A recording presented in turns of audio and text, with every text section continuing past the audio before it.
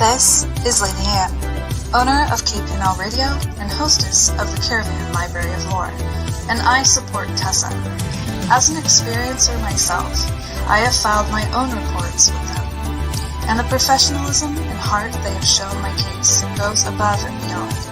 If you have had an experience, I cannot recommend Tessa enough. Hi, this is Ernie Hudson, Winston's and more from Ghostbusters. I want to let you know that Ryan Stacy, he's created the Experiencer Support Association, TESA. You can check them out at www.tesacan.org. Now, they investigate paranormal, UFO, and provide support to experiencers. But you can check them out at, like I said, www.tesacan.org and see for yourself if they're really Ghostbusters. I can tell you this, they are a non-profit organization. Good luck, have fun, and keep it blessed.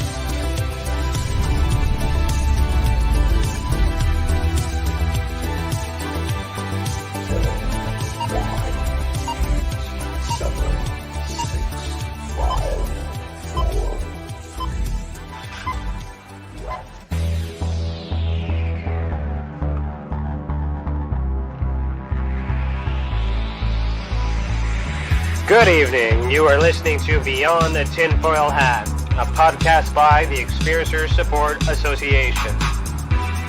Tessa is a UFO, paranormal, and paracryptid investigation association. We investigate everything belonging to the global phenomenon linked to highly strange and unexplained experiences. We also connect experiencers with other experiencers, creating a safe, positive environment to engage and discuss this phenomenon without judgment, criticism, or retribution.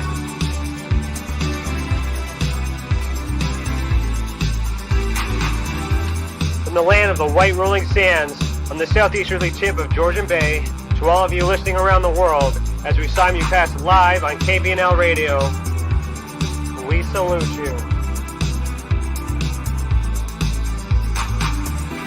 If you want to go back and listen to our previous episodes, go to youtube.com/the Experiencer Support Association. Do us a favor and hit that subscribe button and ring that bell to be instantly notified when we are live, not only for these episodes, but every single element Tessa has to offer. On our website, tessacan.org, we have something for everyone. We have support for experiencers, data for independent researchers, and places to advertise for professional partners.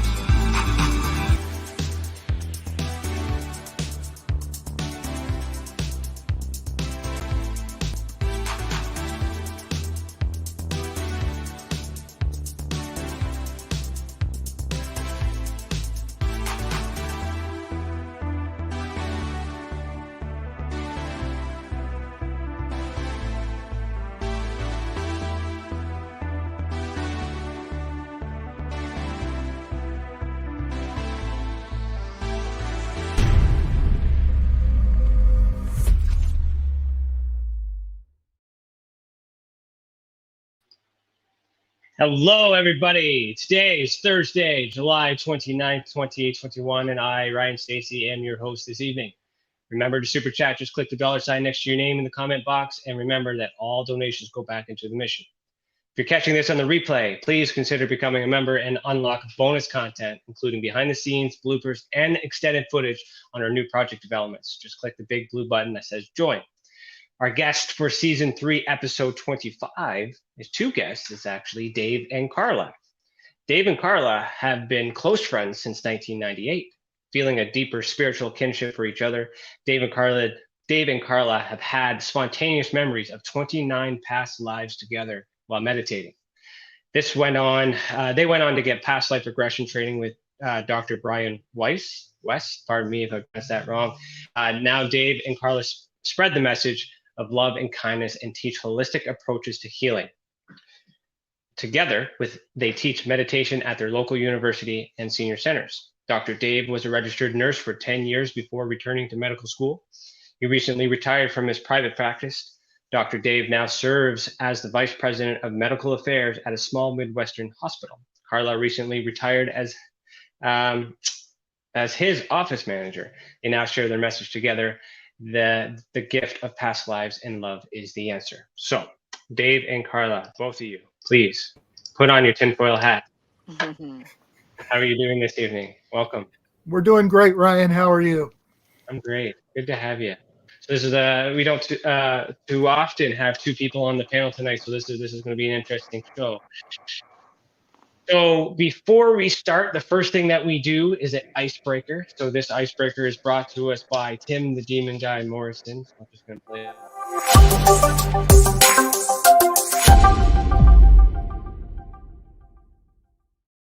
So you can find Tim on his podcast, or sorry, on his Facebook page at Tim the Demon Guy Morrison. And what he does is he provides an icebreaker. So I don't know what this is. I'm going to open it right now. I'm going to ask the question, and that's how we're going to kick off the show. So let's see what Timmy's got for me today.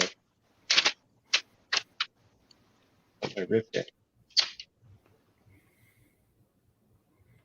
Okay, if humans lost the ability to see all colors except for one, which color would you want to survive? That's a deep question, Tim. That is.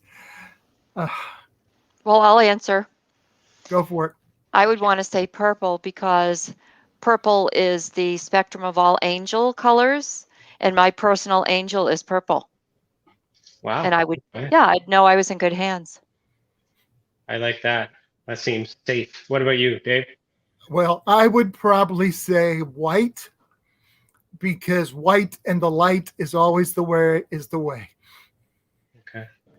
What is the significance of purple and light together? You guys know that? Well, purple is the bottom spectrum. If you divide light, purple is the lowest spectrum wavelength.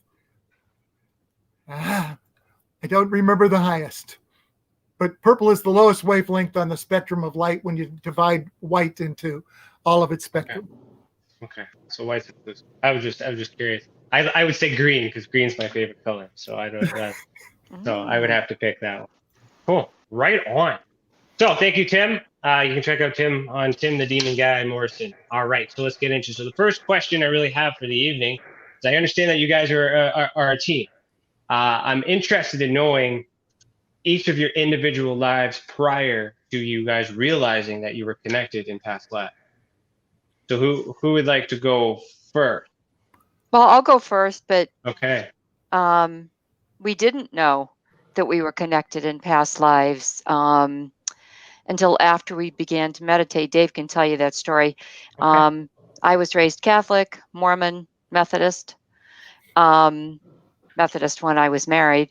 I've always been somewhat open. I've always been into astrology, and I've gone to mediums. And I was, I thought reincarnation was definitely a possibility. It made sense to me. And I've always had a questioning mind. So when we had our experience, I was not surprised. And other than the fact that I'm retired, yay, that's, I've got 2 marriages under my belt. I guess I can call that experience. And I have 40 years of working in the same establishment under my belt. Other than that, it's all in the book. All the little gory details, but I'll let you talk, Dave. So, like Carla, I was raised Catholic. Slightly different than Carla. I lived the perfect life in Nebraska and Iowa in a little town, and parents were always present, and graduated from high school, went to college, became a nurse because I went to college to become a pharmacist and didn't like pharmacy school. And after being a nurse for a while and working in Open Hearts, I finally decided I might as well have been a physician because I carried a pager, and back at that time was pagers and not cell phones. I carried one every day. I worked 10, 12-hour days. I thought I might as well go back to medical school because I'm working hundreds of hours anyway. And so I went back to medical school, and my approach was pretty scientific until this more spiritual experience. Okay. Thank you. So Carla, you mentioned it's all in the book. So you guys have written 3 books from what I understand. So which book Well, are you referring to? the first book, The Gift to Past Lives with Mother Isabella, God, and Elizabeth, um, that tells Dave's and my experience that began about 8 years ago. Dave did not know up until that point that he could reach the spiritual world by simply closing his eyes. He never had a clue until we began meditation as an office. He was very stressed out. We had implemented electronic medical records in the office. And, we're not in our 20s. We were used to charts and pen and, pencil. And everything had to go. We were using computers, but not to have everything charted out. And there were all kinds of rules and regulations that went along with it. And it was real stressful. And Dave, who usually is like Yogi Bear and Fred Flintstone, a combination of the two, was very cranky. And I offered to either call a counselor, or I was reading this article in AARP magazine, of all things, about meditation and the benefits. So I suggested to Dave that we do this as an office. And the first couple of days we meditated with the girls. And of course, the first day it was really hard to shut your mind off. Anybody who meditates knows that, your mind keeps having thoughts and it's hard to shut it down. Then the second day, we all mentioned how we saw different colors. And from the beginning of the show, we know I saw purple and Dave saw white and the other 2 girls saw different colors. We know those are our angels. And then the third day of meditation, the girls decided they did not want to meditate and have to come in an hour earlier. So they did it at home, and it was just Dave and I. And we meditated, and then we heard the patient starting to come in. And Dave came up to me and said, Carla, I know you'll think that this is really strange, but I think I was talking to your mother during meditation. And I looked at him and I said, what? And he said, I think I was talking to your mother during meditation. Well, my first thought was, why is she coming to you and not me? Dave never met my mother. She had died like 20 years before that. And so he said she was real jovial and laughing, and she showed me a shoe. And I said, well, what kind of shoe? And I went over to the computer and I Googled shoes, and like 60 or 70 pairs popped up on the screen. And I said, which shoe? And he went over and pointed to a shoe that my mother always wore. She was a ballroom dancer, and she wore a little pump, open-toed sandal. And she wore it not just for dancing, but she wore it like to church and for dressing up. So, right away I thought, that's interesting. I was open to it. He thought he was, flipping out. And then my sister also worked in the office at the time, and she went in the back, got her wallet, and came up with a picture of my mother. And she turned it around and showed Dave, and Dave got real emotional. And we both said, what's the matter? And he said, that's the woman that I was speaking with. So go ahead, Dave. I'll let you talk about why we wrote the book. So, of course, to start with, I thought that I was crazy, or that I was really cracking up, and that maybe I should have gone to a counselor, and Carla was right. But we kept meditating. And first we found out a lot of different things about meditating. And I'll just tell you that meditation has a lot of health benefits. It's lowers blood sugar, lowers cortisol, which holds weight onto people. It lowers your blood pressure, reduces anxiety, increases dopamine and serotonin, which gets rid of depression. All things that, as I was researching that, I found out. It's interesting because also part of meditation is trying to be your best self. And so I sort of set a goal to start with, that I would try to be my best self and try to be healthy. And I set a goal to lose 2 pounds a week. Well, because it lowers cortisol and lowers stress, 52 weeks later, I weighed 104 pounds less. So that's just something for everybody to at least pay attention. Now, we kept meditating, and a few days later, I was sitting there meditating, and suddenly I remembered something from 1962. Now, in 1962, I was 3 years old. I lived in Nebraska. my father was going to graduate school in Boston. He packed us up in a little blue sedan with our little green suitcases and drove us across the country, telling us we were going to Boston. And I had no idea what Boston was. But I ended up in Boston for the summer. And I had this memory. And I remembered going to the beach and seeing Ferris wheels in the background and roller coasters. And I was running on the beach and I was screaming and yelling. And suddenly this little girl jumped up and pushed me down. She sat on my chest. She kissed me on the forehead. She got back up, put both hands on her hips, and she yelled, "Be quiet, you're bothering my family." And she stood there with her hands on her hips in this little blue, two-piece blue bathing suit with ruffles and a little pot belly hanging over. And as I'm telling Carla and Paula the story, Carla looks at me and says, "My God, Dave, that was me." Now, I didn't meet her in this life. I didn't meet her, I thought, until 1998. But Carla was telling me the story, and I had met her first in 1962. And I didn't have to be reminded of that story. I remembered it because, unlike Dave, my parents were they were always splitting up and getting back together again. The good Catholic family, they never got divorced because, I mean, they eventually did many years later. But that particular day, my father and mother were together. We weren't well off. We didn't have a car.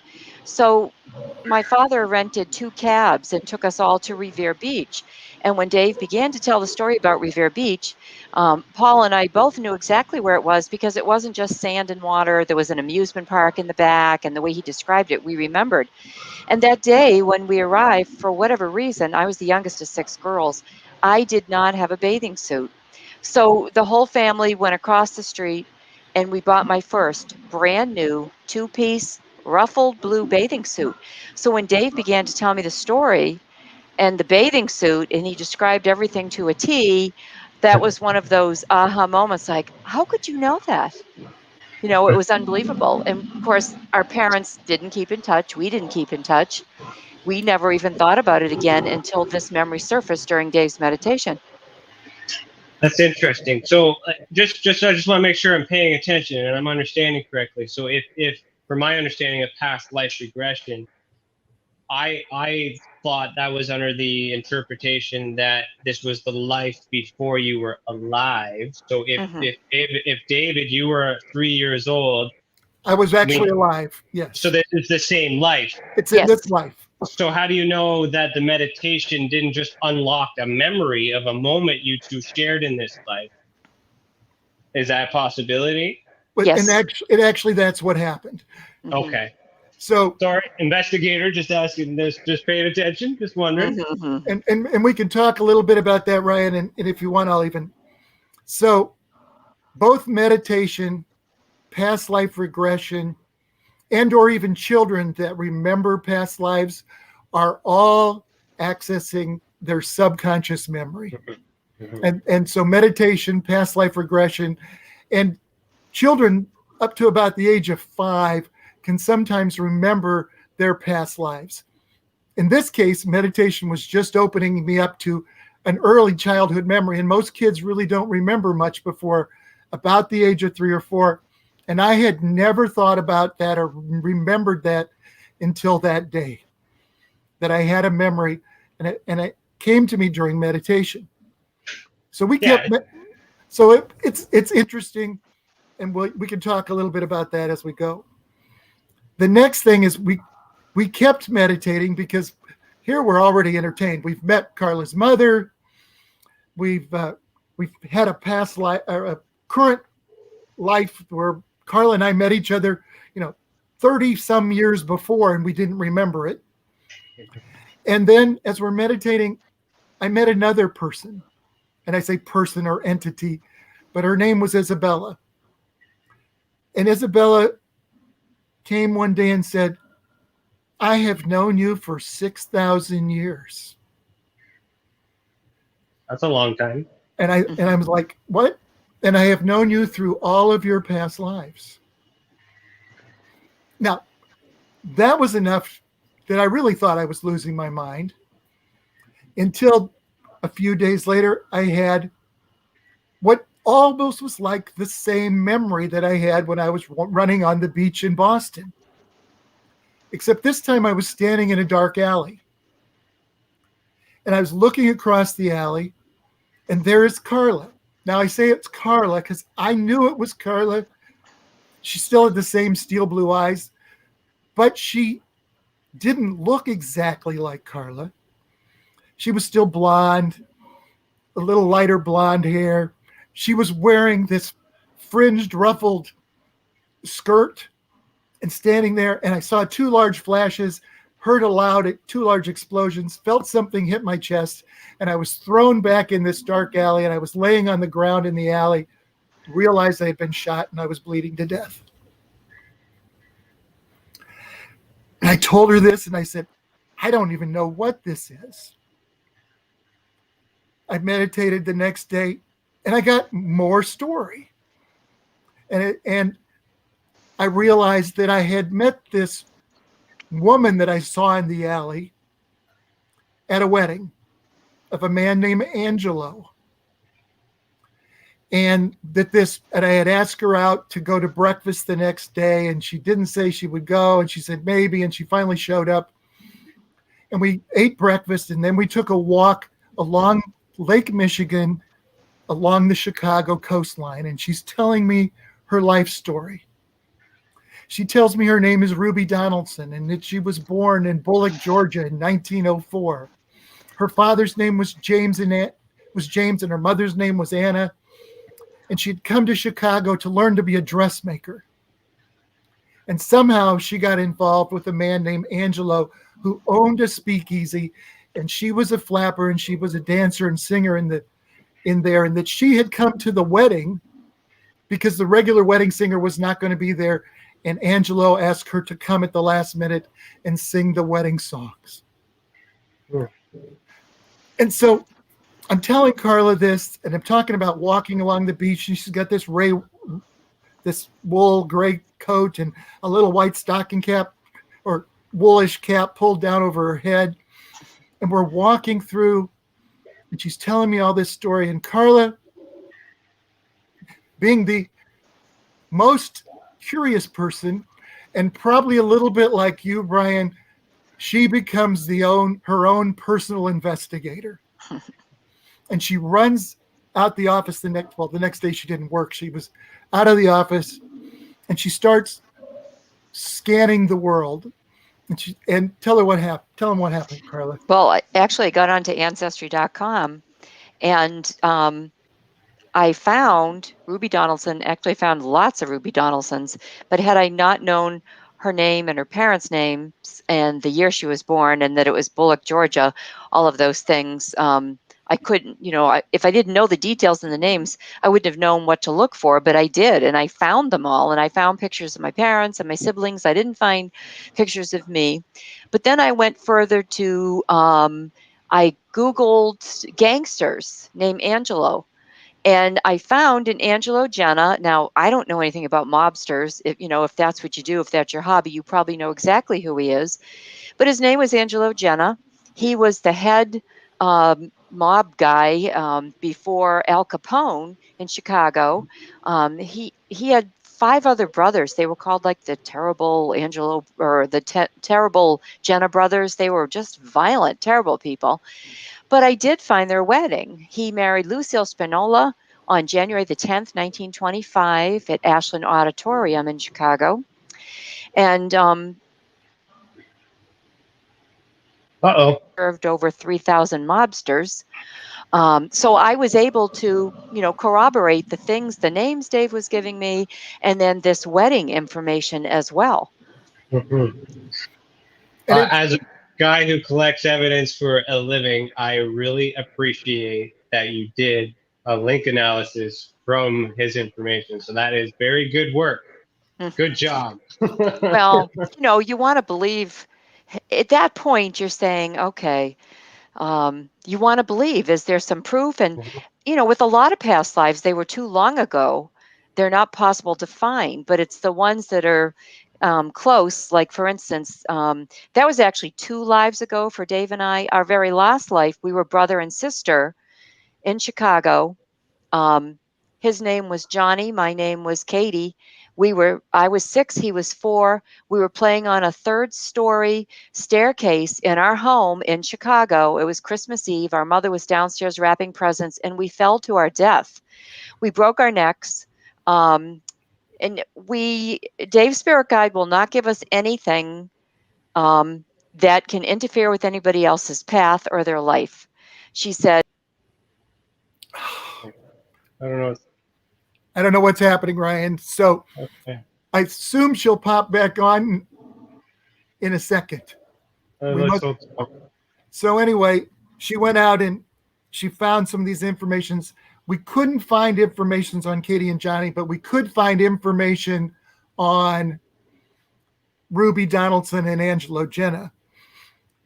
So we actually are going to make another trip back to Chicago because we think we can maybe tie some of my memory from then. Hi, Carla, you're back. yeah, I don't know what happened. I just went blank. Yeah, He picked up the ball and he kept going. It's as if you didn't even leave. Good job. yeah.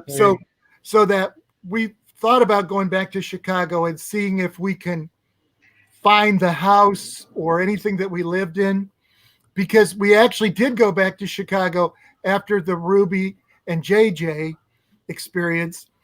And we went to Little Italy and we walked down Halstead Street, and I walked to the direction I would be remembering. And Isabella was saying, you're going to turn at the next corner because you're getting close. And I turned the corner and I looked across the street. And again, remember, my spirit guide's name is Isabella. Across the street was the apartment that Ruby Donaldson lived in 1925. And we found the apartment. And a friend of ours did the research on the apartment building and found out that it was built in 1899 and had been an apartment building ever since. So we actually found where Ruby lived. We found where she was born. So we got as much information as we could on that life, and we kept getting more memories, and we've shared some of those memories in our book. And that's in the first book, The Gift of Past Lives, the Mother Isabella, God and Elizabeth? yes. Did I say that right? That's Yes. correct. And Dave, you didn't tell him the name of the apartments were the Isabel Apartments? That's right. The Isabella Apartments was a great secret when my spirit guide's name is Isabella. Mm-hmm. There's a nail on the. Yeah, that's like we're hitting the door right on the nail. Yeah. So, So I have some questions, but Okay. I want to add some context. I remember you saying in that life before you dug into that, you felt yourself get shot, and you were Correct. bleeding to death. Do you remember where you got shot? I got shot outside of DeAndre's. On your body. Oh, in my chest, right here, close to the heart and shoulder. Okay, so there's a theory out there that in this life You could have a scar. Birthmarks or scars, exactly. So I'm asking you this in real time. You have broken necks. You've been shot. From what I've been told, do you have any marks on your body that can corroborate that? The only thing I could tell you, Ryan, is a year ago, because I now have a scar that runs down the middle of my chest because I had aortic stenosis in this life. And if they hadn't fixed my aortic stenosis, I would have died. So I suppose the shot in the heart area could be related to my aortic stenosis, but I do not have a scar until they gave me one to cut me in half. Okay. However, and I shouldn't be giving this away because it's in the book, but Ruby was shot in the back, and I actually have a mole right where the bullet went through. And Katie and Johnny broke their necks and died. Dave and I both have neck issues. We go to the chiropractor and massage therapist all the time for our necks. So yes, it follows you. Yeah, that's interesting, and that's why I wanted to ask that on the spot as I thought about it, so that way it just kind of throw you for a loop. But that's good because that's how we're trying to understand this. So let's keep this part going in terms of trust. So I'm tracking that you meditated, you had an experience where you guys remembered meeting each other in this life. So that kind of helped you rationalize normal thinking for memories. But then you went further back to a time period where you don't exist. You've had corroborating evidence, so you can, then question how did that information come into being and all that stuff. As you go back into further detail and you listen to your guides and all this and look further back into your past lives, because you mentioned 29? So that's only 29 2. together, yeah.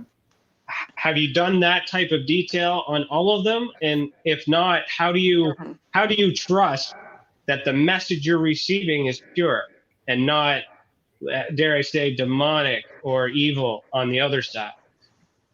Well, again, this comes from Isabella. So she says, if the message seems to be pure, it's probably not demonic.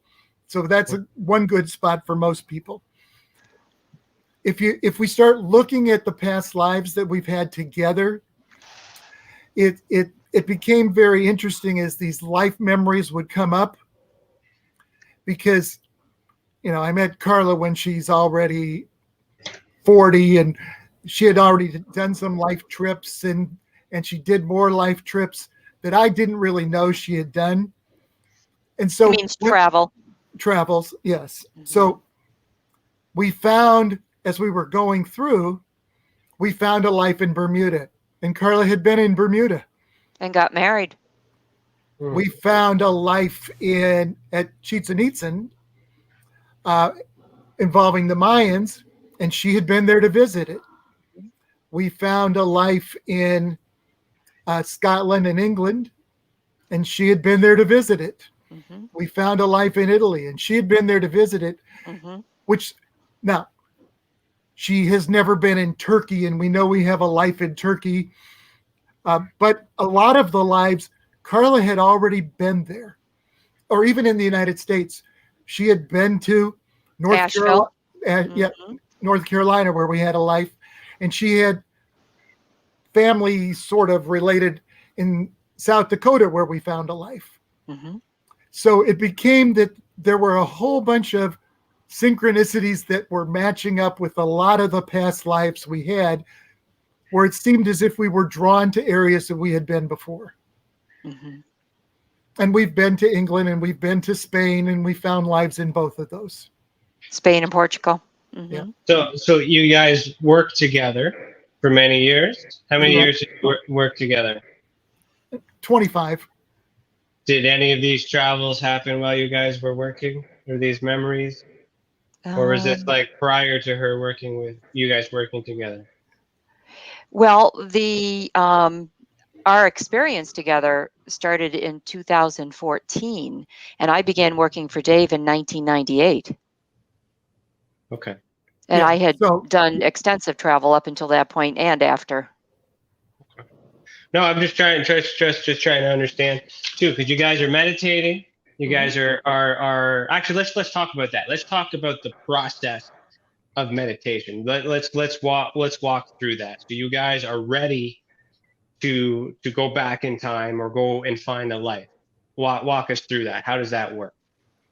Well, it's for me, Ryan, it's now very easy. I can almost close my eyes and get there within seconds. Now, it didn't work that way to start with. It's like the connection had to be built over time a little bit. Early on, I would meditate. I would start to tell some of what I was seeing. And we didn't know it at the time, but Carla was sort of doing a little bit of past life regression, because she would start to help me relax and would ask questions, and the details would come out, sort of like you do if you're doing past life regression. So here's some of those things that you sort of need to know. And there is a theory that we all carry our past life memories, that it's called the Akashic record, or it's a conscious stream that follows us from life to life, or that it's within our soul, which is what Carla and I really believe, that the Akashic record, and that consciousness really is our soul that follows us from life to life. If you look at science, you start to realize that subconscious is a memory, and you'll have to understand how it kind of works. If you touch something that's hot the first time, it burns you, and you pull back. The second time you touch something hot, you burn yourself and you pull back faster because the subconscious has loaded it into a modular portion of your brain and put it in as a memory. And so if you're looking at past life memories, they're recorded in that same subconscious. And so if you do meditation, which opens the subconscious, now here's part of the rest of the science. You have to know that meditation, past life regression, because it's a form of hypnosis.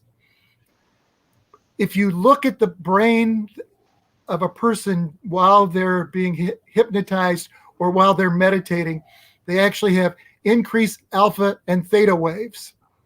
And when they do studies, alpha and theta waves are related to memory. And so even if it's a past life memory and you get alpha and theta waves, you're getting memories pulled out of your subconscious that comes back into your conscious, and then you can tell the story. Does that make some sense, Ryan? And so there is some science behind what hypnosis does. Now, there's a lot of people out there now looking for research related to this, where we can talk about portions of the brain that activate fantasy and portions of the brain that activate memory. And they're working on how to separate the two spots because they're very closely shared. And if you can split the blood flow between the memory phase and the fantasy phase during past life regression, you could actually separate what people have that is a fantasy memory, or they're bringing up something they read in a book and they don't realize it, or they saw a story on TV and they bring it up, versus what's a true memory. When that happens, they'll be able to do even more scientific study on this. And that's where that corroborating investigative side on the outside is important, because all those factors that you mentioned, again, with me asking the question, all these things are things that people could use to just kibosh it or debunk it, or try to at least. Correct. So the validation, the corroboration is a very good tool to use to help reinforce, at least for yourself, right? It's going to be a lot harder to prove it to the masses, but you want to. I'm good, and I'm happy to see that you guys are at least doing that with yourselves, so that way when you produce and create these books as well, that you're doing that with the purest intention. So I really do appreciate that. Can I just say something? Go ahead. Yeah. Please. We started to journal from the very beginning. Everything that Dave saw and heard, everything that I see, and a lot of it I draw. And during all of these times of meditation, it got to the point where Dave's spirit guide, Isabella, was teaching him that past lives are fun, they're entertaining, but they're not just that. We come back, we reincarnate because it's for a reason. We need to overcome something. We're not learning something, obviously. So one of the things that we did in our first book, we actually have 20 of our past lives in there, the stories. We have a great amount of details. In fact, we had to take a lot of the details out. Because otherwise, it was 300 and some pages, but there's a lot of details about our lives. But at the end of each one of those lives, we tell what we did in that life that got us into the situation where we reincarnated into the next life. For instance, this is what Isabella tells us.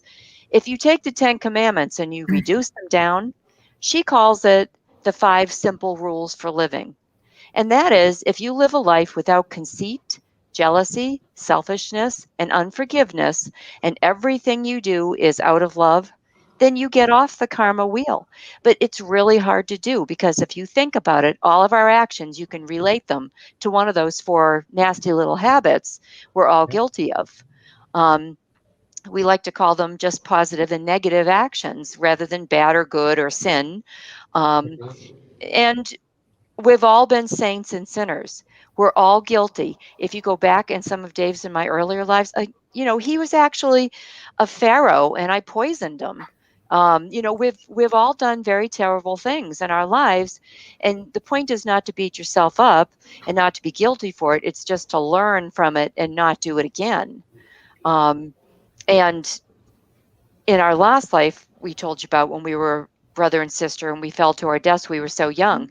That wasn't our karma, but rather somebody else's. There's always a lot of lessons in everything that happens, because remember, it's not what happens to you, it's how you handle it, and that's how everybody else handles it as well. So the lives are entertaining. Sometimes they can be confirmed, sometimes they cannot. I mean, if you're on these reincarnation sites, you see that there's, 10 women who all say they're Marilyn Monroe, and we know that that's not possible. And it doesn't really matter who you were or if you were famous, because obviously they weren't that great if they came back again, right? They weren't doing everything right. They came back again to learn. So, just having money and being famous, that's no big deal unless you're using it wisely and you're making all of your actions out of love and doing what you're supposed to do. Which Ryan brings up the big question of karma. Carla kind of mentioned that. And again, from the science point of view, using the same idea, when you touch something that's hot, it burns you and you remember that and you pull back faster. When you first taste sugar, it tastes good. And that's also recorded, because every positive and negative experience that you've ever had is recorded. That's how you learn. And those memories keep following you. Even if you can't consciously remember them, they're still there teaching you. I hope that J.J. Wright in Chicago realized he shouldn't stand in a dark alley behind a speakeasy where mobsters may shoot you. Those are the kind of lessons you need to learn, because it's going to kill you. But, all of those kind of lessons are in there. And then we start to learn that if you follow those lessons, you can get off this wheel. And then Isabella started to tell us that you had to understand that part of this was God's plan to begin with. So you're looking at, a loving God would give you chance after chance, just like any loving parent would, to learn and grow. The first time your child, runs out into the street, you don't immediately, box them up and send them back. And you don't keep them in the box for the rest of their life unless you're sick. You tell them no, teach them how to live right, and send them back as another chance. And so we soon learned that there was no hell. We started to learn and do some of the research sort of on the religious side, and we found out that 33% of the world believes in reincarnation, which makes it, if you look at Christianity, which is about a third of the world, you would say that those who believe in reincarnation is about the same percentage of people in the world. And yet in the United States, it's considered something strange that nobody believes in. If you start doing the research and reading back, you find that one of the early church leaders was Origen of Alexandria, Egypt.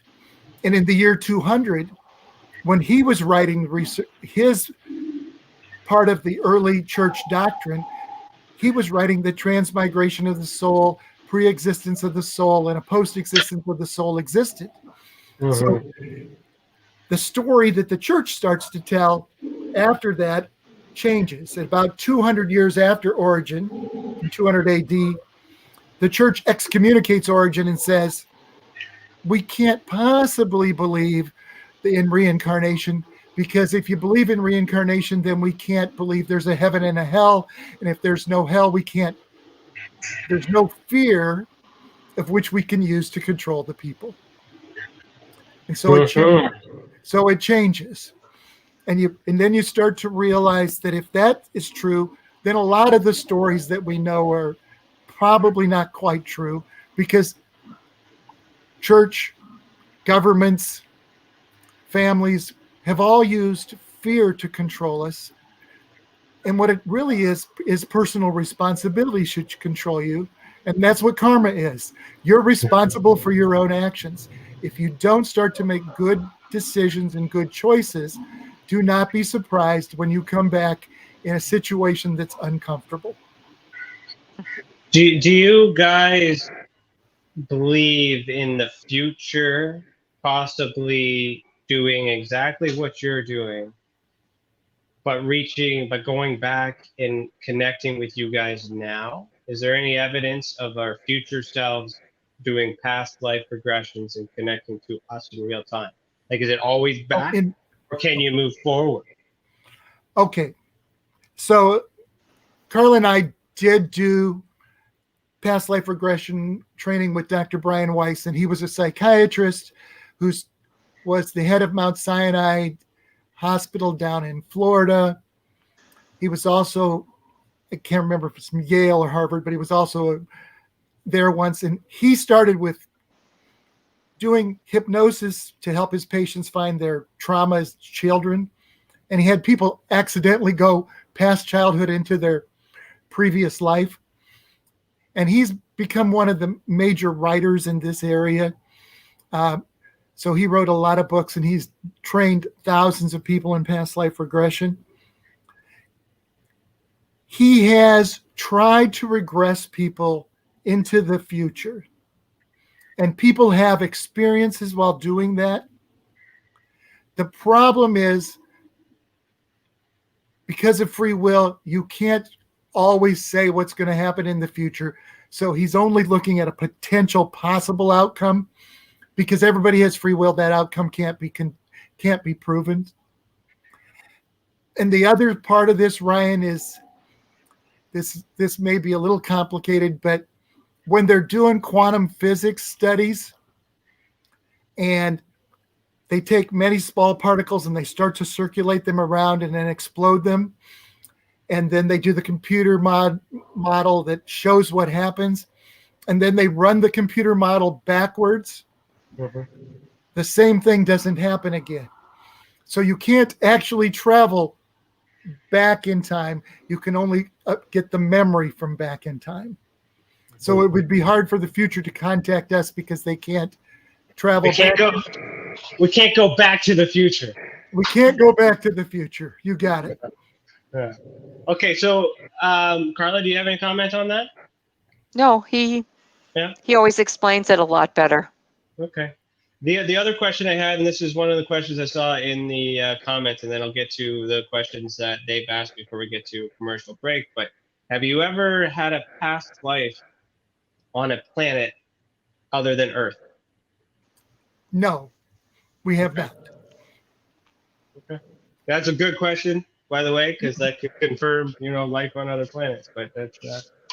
Yeah. So thanks. So Ryan, yeah, go ahead. How much time do we have? If we got just a minute. So we have 10 minutes. We have 10 minutes. So we've never had a past life on another planet. In talking with Isabella, our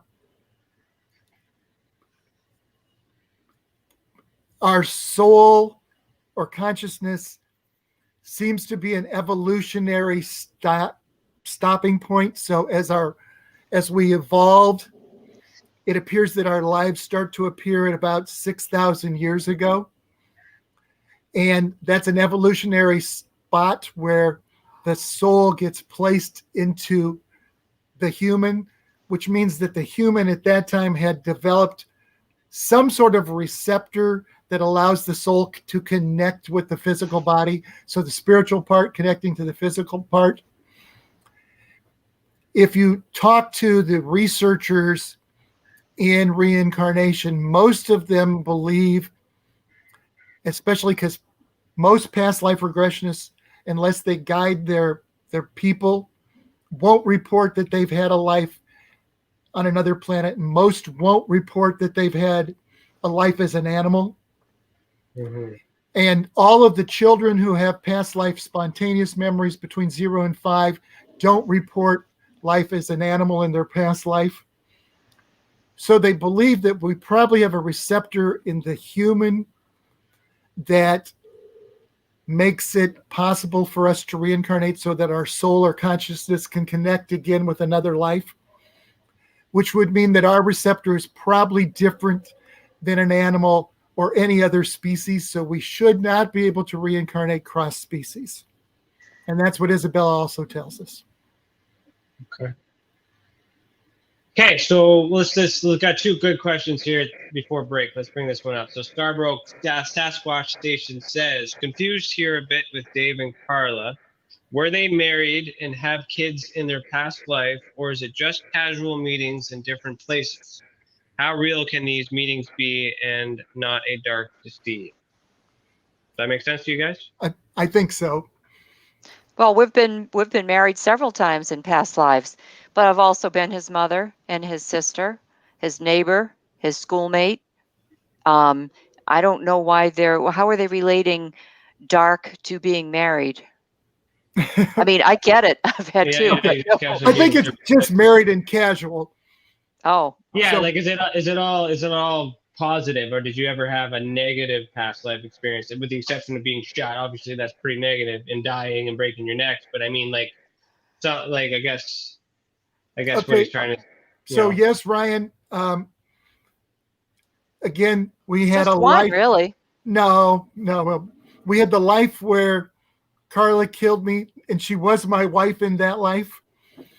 But we actually have a life at the Mayan time where I am some sort of lesser Mayan priest. And during that life, it's a great portion that we are always happy when we're at war, because when we're at war, we capture some of the other soldiers and we put them to death as a sacrifice to the sun god. And the main priest comes in and sticks his hand down through the chest of a living person who we have tied across an altar, draws out the heart and drains the blood into the stone mouth of the sun god. And I've had that memory. I don't call that a very positive memory. Okay.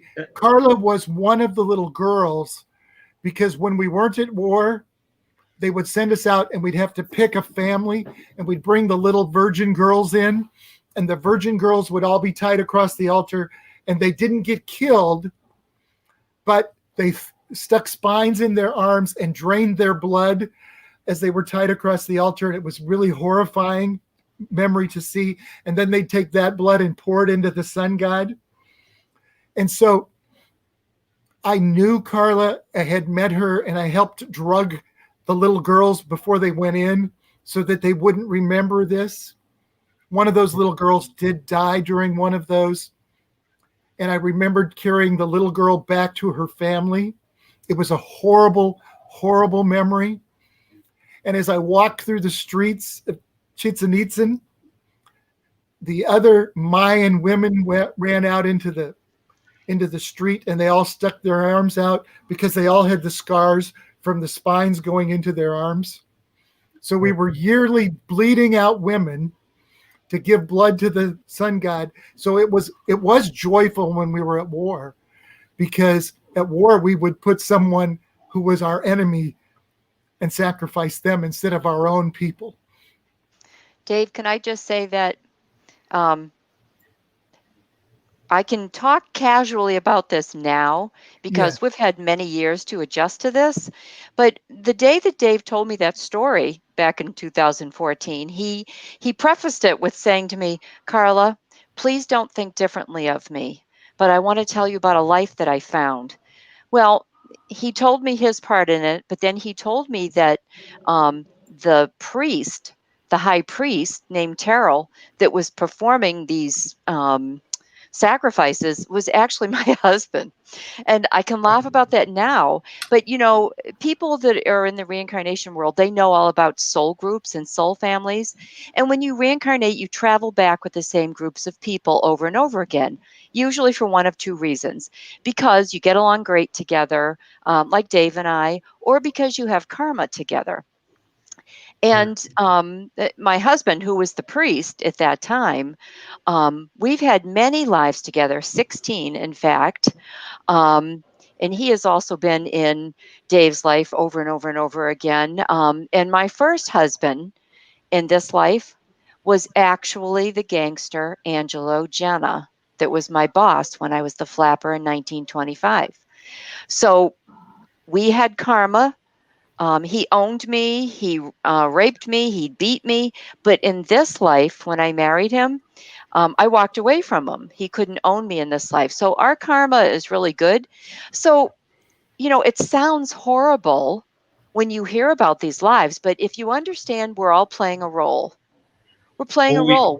We're thrown into a situation, right? right. And we And also it, have a million laws against that kind of stuff now, so that yes, helps. That now. helps. Hmm. Yes, it It does does. help.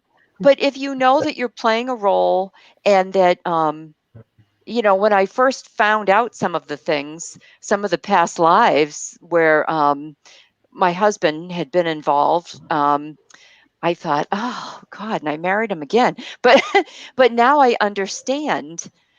You have a draw to these people for a reason. You're drawn because you have something to accomplish with them. And the important thing is to not hold a grudge against them. The important thing is to love them regardless. My mother's father was an abuser. And I held a terrible grudge against him for years and years until I learned a little bit more about his story.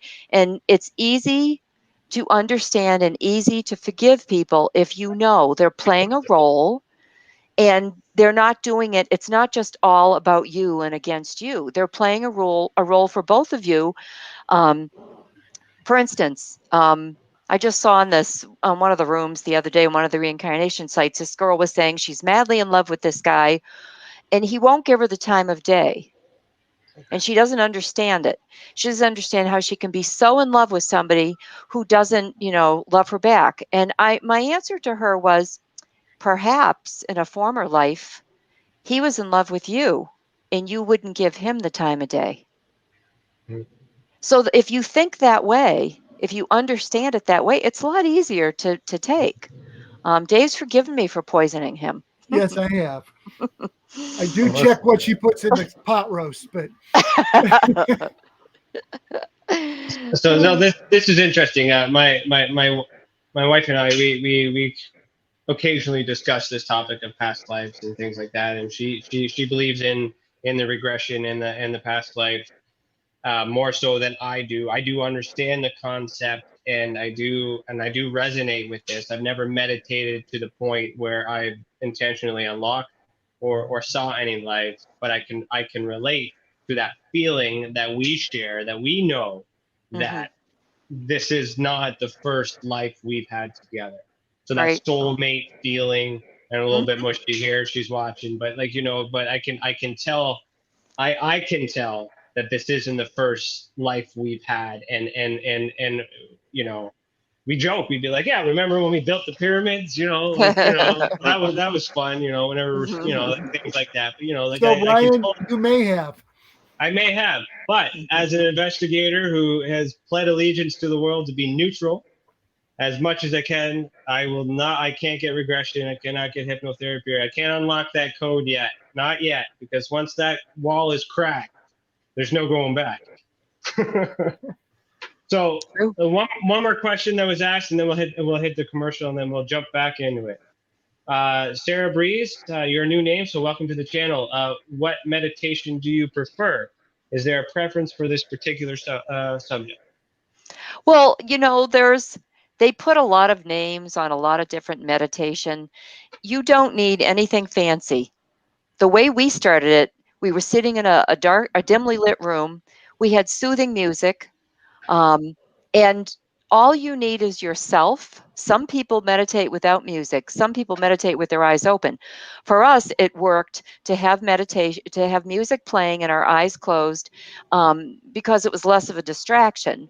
And we taught meditation. And what we would teach the people was to start at the top of your head and imagine a warm white light entering your body through all parts of your body, and breathing consciously and listening to your oxygen going in and going out, taking it from, your forehead, through your eyes, through your nose, through your ears, just slow and methodical, and for at least 30 minutes.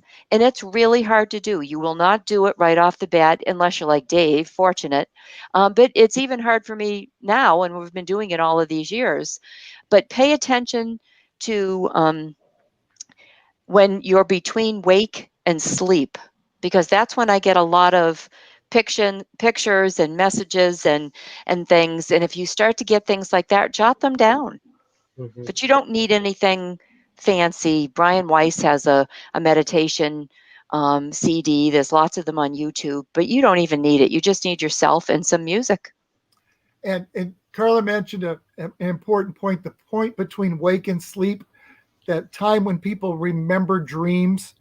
Mhm. Interestingly enough, that's the same time you have increased alpha and theta waves again in the brain. So there is that memory cue that occurs in your brain in that period of time, that occurs with meditation, that occurs with past life regression hypnosis, that is drawing up memory. So our last guest from last week was Lori and Fenton, and we, on the topic of download, I asked her when she normally has her downloads, and she said during awake and sleep, during that exact same moment.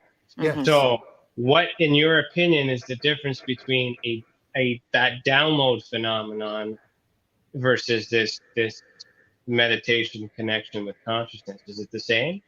I think it's the same. It's that same moment that the brain is receptive to subconscious. And again, there's a couple different theories, because it's easier for most people to think of consciousness as being the soul that keeps coming with you. But one of the theories of consciousness is that this is actually a stream that exists in shared spaces. So download would come from that same shared space. We all know I've had one of those, so maybe we'll get into that when we get back. So let's all right, so let's pause right here. And where's my little thing? Okay, we'll continue after a message from our professional partner. Remember, also, if you're listening to this live on KPNL Radio or another future podcast, head over to youtube.com/The Experiencer Support Association. So that way you can see the video that goes with this audio. Just trying to time it. And yes, so remember, you're listening to Beyond the Tinfoil Hat, a podcast by the Experiencer Support Association, and we'll be right back. Ryan is one of Canada's leading new UFO investigators. He conducts and oversees UFO investigations on a constant basis and was really taken by his research. He's compiled a tremendous amount of data regarding UFOs in Canada. And just as interesting, he really goes over how UFO investigations are done and what are some of the mistakes that people make when they submit evidence. Note for starters, don't edit your videos or photos before you send them. If you want to hear more follow-up conversation between Ryan and myself, you can go to richardolanmembers.com, where we have a candid conversation on ufology, the paranormal, and more. And remember, while we learn and grow and search for the truth, let's be good to each other.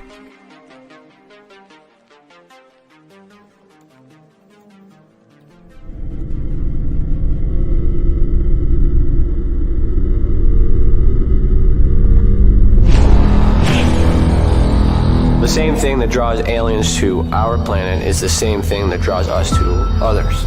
Exploration, curiosity, sustainability of life. That's why we go. It would make sense as to why they're visiting here.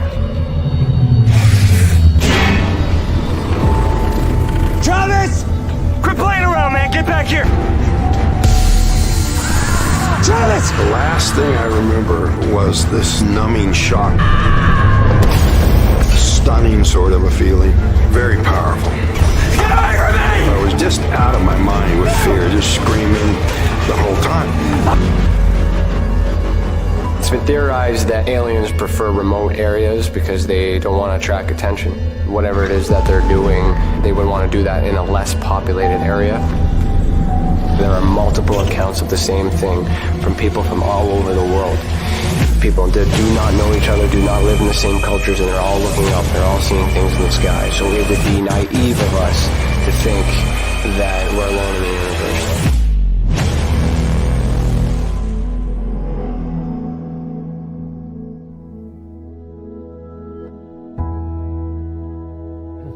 My mission is to assist and help those experiencing this phenomenon in such a way that they're able to continue and live with it, and also in a way that it can be measured, quantified, and reinforced within today's society, so that way it can be accepted and no longer viewed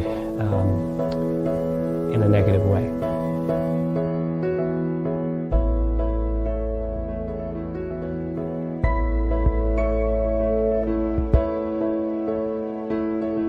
One thing that I do value in people is the ability to sense and feel when something is right and when something is wrong.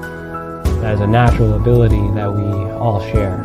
Now, when we combine that with the paranormal and ufological abductions or visits, I have the sensation that these abilities are connected.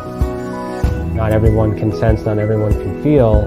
However, those who can are typically connected with something that we cannot explain.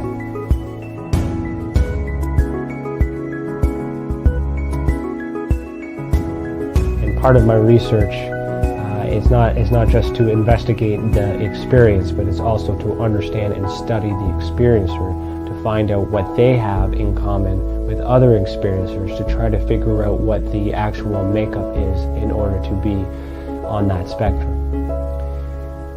There's a lot of it happening all over the world, and I do not know of any other study that is focusing on the individuals as people, only the phenomenon.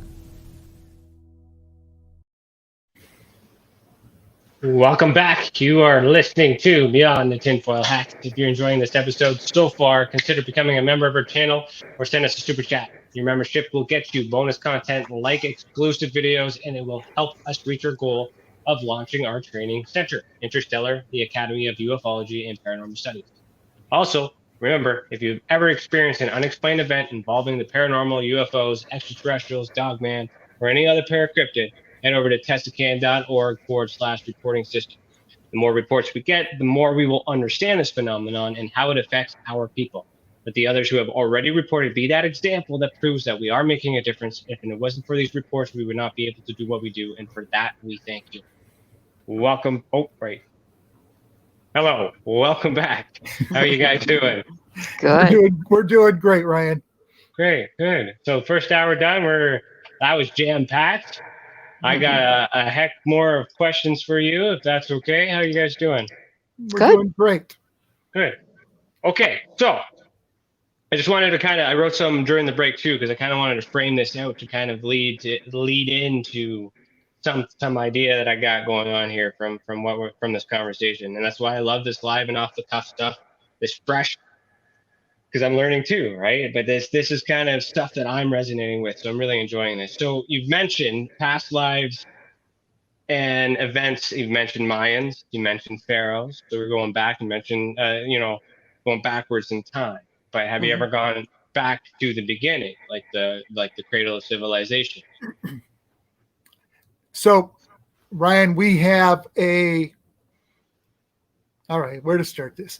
So, because again, Isabella tells us, so in our first book, there is a small section that Isabella sort of dictated, which is interesting.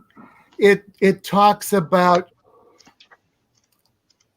explosion, intensity of heat so hot that it became cold, and the explosion that expanded the universe, the beginning of angels, the beginning of all spirit guides and souls, the creation of the earth. And as Isabella was going through, and Carla was just typing it out as Isabella was talking through me, it talks about 13.8 million years ago when this existed. And it fits the story pretty close to what science talks about.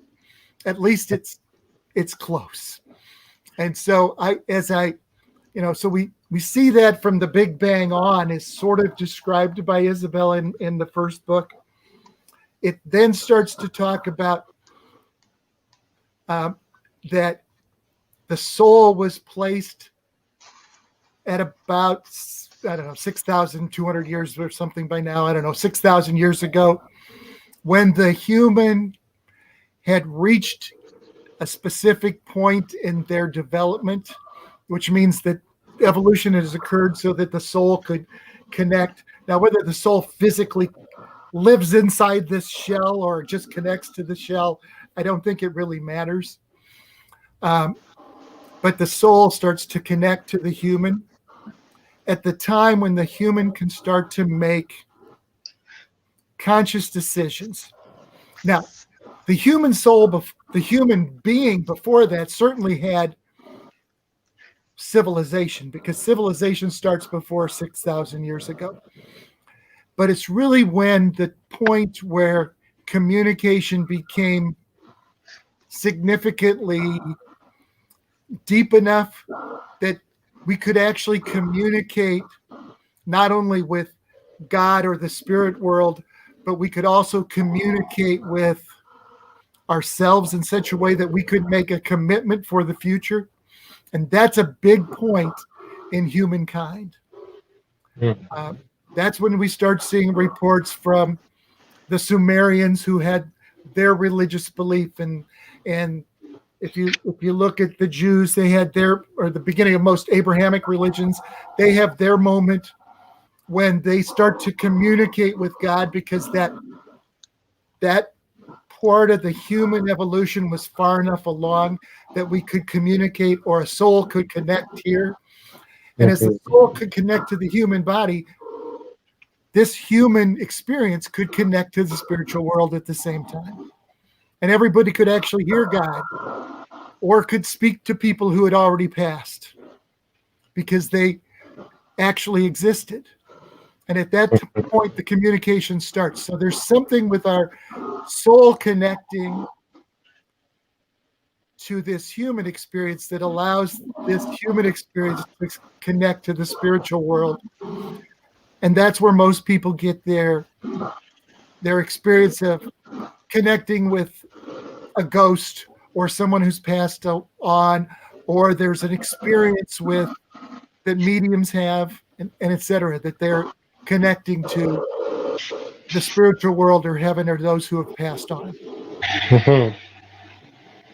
So have you, it makes sense. And that's kind of priming me for my next question too. But before I go into that, specifically, have you guys ever had a life where you've walked as maybe in Sumerian times, Anunnaki maybe?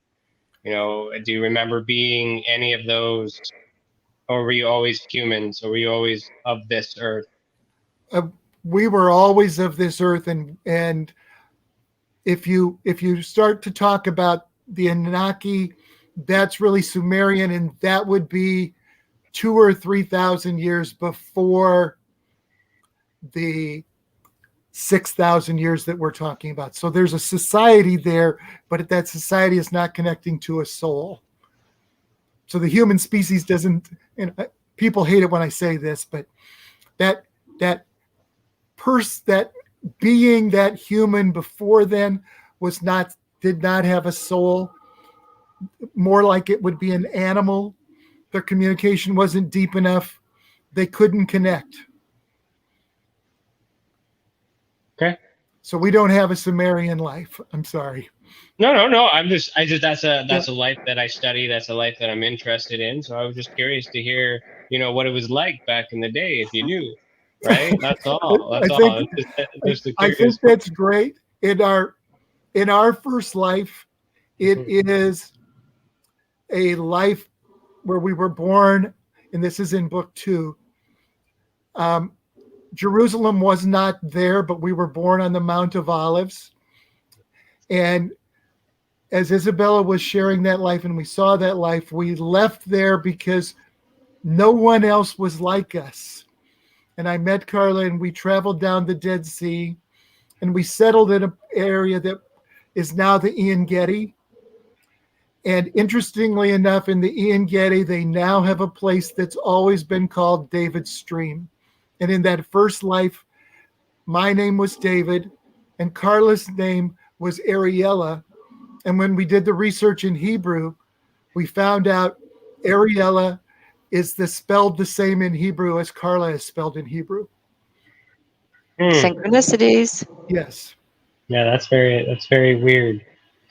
Okay, so how does all of this in your current lives fit within the ultra spectrum? So what the ultra spectrum is for us is the combination of the ufological community and the paranormal community. So we can easily associate this past life with like as you mentioned, spirit attachment or seeing our loved ones from the past. So if this exists, so there's residual energy in current lives too. So what are your thoughts on that? And then separately, what are your thoughts on connecting this with extraterrestrials, to be more specific? And then if possible, how is it all connected, which is what we call the ultra spectrum? Okay. So you probably will have to remind me in a minute, Ryan, all those things you just said, because the first thing is the connection with the spiritual world is a connection, I think, is a gift that everyone has, but everyone doesn't open. And so apparently it was relatively easy for me, or I by accident fell on the right path and got into it during meditation. But I think there's so many experiences that people have where they're experiencing someone who's passed over, and mediumship and all of those. Certainly that's sort of in this easy in the same portion of the spectrum. I have had visits from my father who's passed, and I've had visits from Carla's mother's who's passed, because I have a connection into that spectrum. Now, from the UFO side, there's a couple of things within this spectrum that might be a little related. So we'll try to explain that. Certainly there's an experience that many people in this spectrum have had, which is called astral travel. It's sort of that out-of-body experience. So that's potentially it's experiencing your soul not being particularly attached, or your consciousness not attached to the physical body at that moment, and either returning into the spiritual world where it connects, or connects to some other part of the world and can see things that are not inside your body. It's part of that same experience that happens during near-death experiences. And many of the past life regression and near-death experiences have a lot of significant parallels. People who've had a past life regression sometimes will remember the time between lives, and they'll remember their atonement period or their past life review period. People who have NDEs die, their soul or being leaves their body, and they go to the spiritual world or to heaven, and they remember having a past life review. They remember seeing their loved ones who have already passed, and that they're told they have to come back, and they're actually, most of them say they don't want to come back because it's so beautiful there. So that astral travel portion that might be part of what a near-death experience is, where you actually leave the physical presence and see your presence somewhere else. Mm-hmm. That can very much be related. Now, if you're talking about UFOs, certainly an abduction experience could seem like an astral projection experience, where you're taking some part of your consciousness is experiencing something outside of your body. Because I don't know that there's lots of evidence that the body ever disappears from the earth, but something leaves the earth when some people think that they're having this experience where they're being abducted. So that's much like an astral projection type of trip. The other part of this is some people who may be having this experience are really connecting, maybe not to a UFO, but to a spiritual being.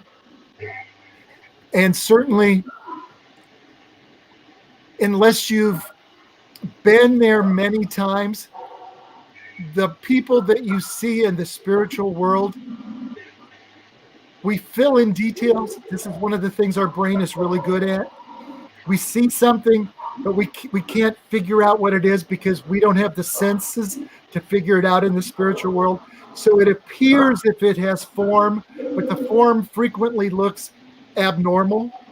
The eyes frequently look like they're nothing but light and energy. So if you see an angel and you don't, if you're not connected very well, you're going to see a being that looks like a large-headed, large-eyed creature of some kind that doesn't have a mouth, that is speaking to you telepathy-wise. That sounds a lot like a lot of UFO abduction experiences. So that's the closest thing that I can do to try to explain what might be in the same spectrum of what we're seeing. So you did an amazing job, because the research that we do is trying to remove what there actually are archetypes, these terms that you've mentioned: astral projection, near-death experience, alien contact, abductees. These are all just categories that were created to describe the some sort of hyperactivity of our consciousness connection. So it's psychogenic manipulation. It's in our experiencer testimony, it's really hard to prove to the material world that these events have happened, because we want those nuts and bolts. But with the science through consciousness learning and all these different types of things that prove that it is possible that our consciousness can go somewhere else, then it lends more credibility to the possibility that the reason why they can't take a photograph of a UFO craft or abduction phenomenon is because it's not happening physically. It's happening mentally. And it's not made up. It's just that's the method of operation. And we're having a hell of a time trying to find physical evidence to support that. But that's why we've created this classification scale called the ultra spectrum, where we're able to give at least the experience credit to say that it's possible with all this new science, that it happened in your mind, but that doesn't mean you're crazy. No, whether they're abducted or they're seeing someone in the spiritual world, they're having an experience that has some credibility, even if they don't know what the experience is. And then the interpretation are these archetypes through marketing and media and all this other stuff. And that's the hard part. But could we collectively agree that what brings all these things together is our consciousness? And then on both sides, it doesn't matter what we believe. And that's the problem we have in society, is that there's some racism or prejudice between both factions, but really it's the same thing. And if we put our science together, we might have an answer. But we don't. Still don't. So we could share our experiences, and that's one of the reasons we're on podcasts just like yours. Is if we don't share our experience, and part of our experience is the part of the beautiful story, which is this is not the end experience. This is not just one life, and that there is an existence after this life, and what you do in this life matters.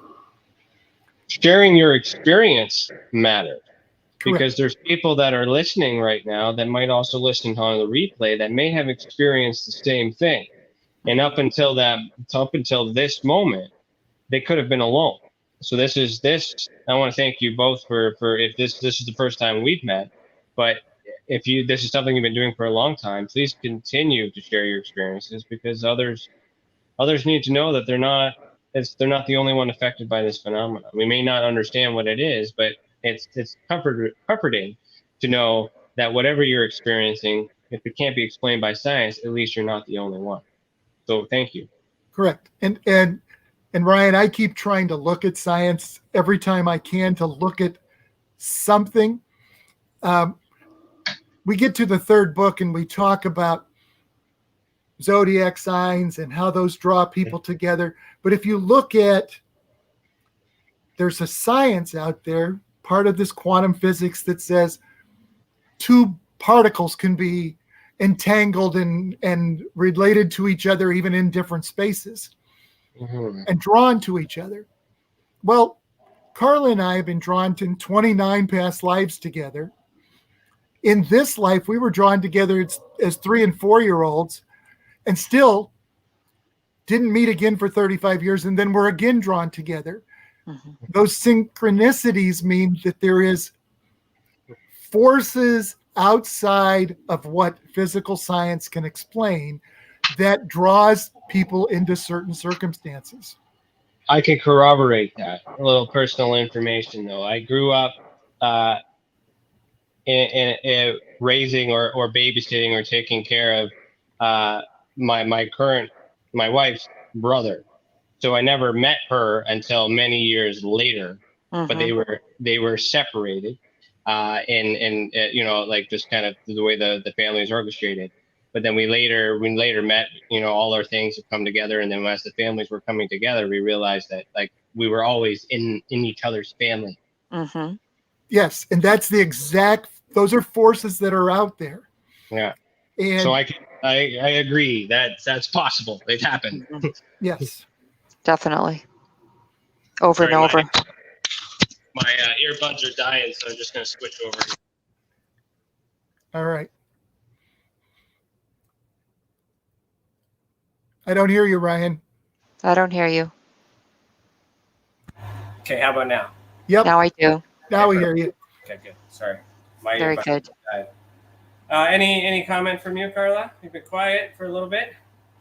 Well, the synchronicities are all there if you're paying attention to them and you're open, especially with soul groups and soul families. Many times we have done podcasts and I recognize the host, and then later I will see them in a life that we've had. You're not always closely related, but one particular girl, and we don't meet these people ahead of time. We don't know them ahead of time. But then I have different symbols for different lifetimes, and I'll see them with that particular symbolism. And I know that that's a certain life. And I'll go to Dave and he'll ask Isabel, and she'll say, yeah, that's so-and-so from this life. And she was your daughter, or she was your granddaughter, or blah, blah, blah. And we have so many details. I mean, we have journals and so many hard drives or thumb drives full of information from all of these synchronicities and things that happen. So you should pay attention to those things, because we're drawn together for lots of reasons.